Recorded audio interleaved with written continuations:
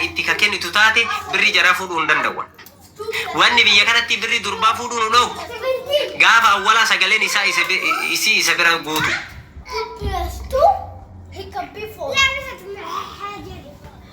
Sigale gaafa itti wanni jedhu lubbuu koo saree koo yenee fikir jette dhaayite achitti faqamtee geessitee birrii kiyyarraa naa fuudhaa jetti. Risiitii 4,500 fitti fuudhuu hin dandeenye. Namni 500 asitti biyya kana keessatti birrii isiiti jedhee kafale jira. Kunoo mucaa kana qofa.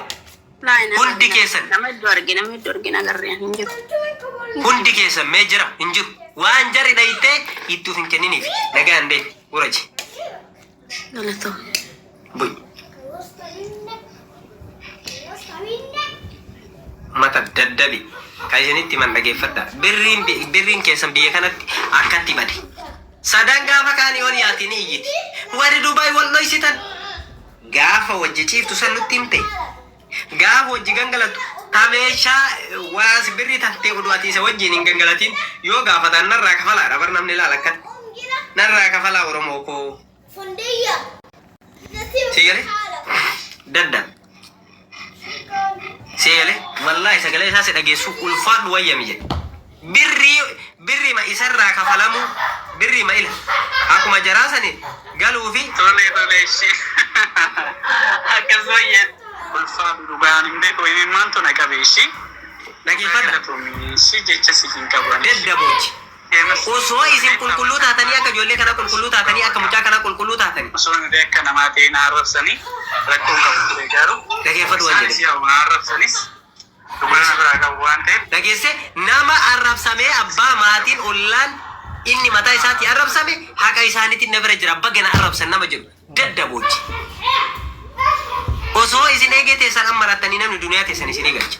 Gaafa waa itti kennitan dhayitanii qaama keessan itti kennina yoo itti kennitan immoo iyyina bakka isin gaafachuu waan hin dandeenyeefsaniif. Gaaftaachuu diraamu koo tokkoo fi 600 haqa jaraa kafalee geessee bagana arrabsanii kaadha isaa arrabsanii meelaan haga namni wal tolu namni kenna yooma inni arrabseeyyuu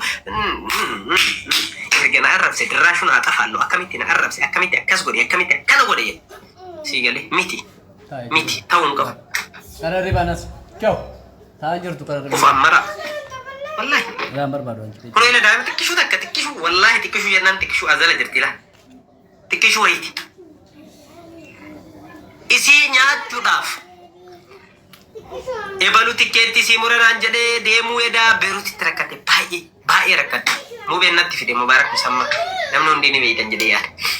Yoo isin natti ergitu lakkooftaan hattuu jedhee qabadde yoo isin natti ergitu lakkoofsaan hattoota jedhee qabadde yoo isin natti ergitu lakkoofsaan hattoota jedhee qabadde hin deemu sirraan malee jettee deemtee dhuftee nagaa ammaa dalagaa isii dalagataa. Biloog si goon maalii si goon ammuma si balleessin ammuma si dhabamsiif xumura isaanii deemanii si jale xumura isaanii deemanii walitti qabuu miti warri waa kennu haqaayyoo kennu mata kan ta'u. Asalaam si tutu. Si gale? Wah, si agarsiisa koi xiqqishu takka. Azala jirti azala tarte malee. Wallahi si agarsiisa. Tarte azala natti fakkaate. Waan xiqqishu wayitu jira. Xiqqishu jennaan ta'e isin afaan Oromootiin xiqqishu jettanii nima waan hilleetti wayitu azala jira tarte azala reeffita. Argeen ture gizee takkitti. Dalagaa isii gadi hin dhiifu. Dalagaa nama lamaa dalagattee jiraatti.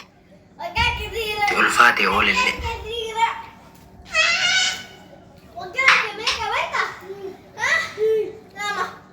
Kanaafuu yoo isin dalagattan yoo isin waan hunda baattan haqa teessan illee bakka jirtanii rabbi isinii galchee namni illee isinii galcha. Garuu hunda walitti hin qabinii jette. Hunda walitti hin qabne ani warra akkasii jedhe malee ani. Warra daddabii warra yaanni warra akkasii jedhe malee ani hunda walitti hin qabne.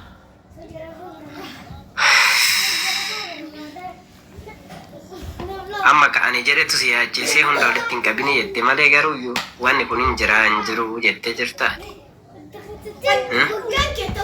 Hin jiraaf hin jiru jettee jirtaati.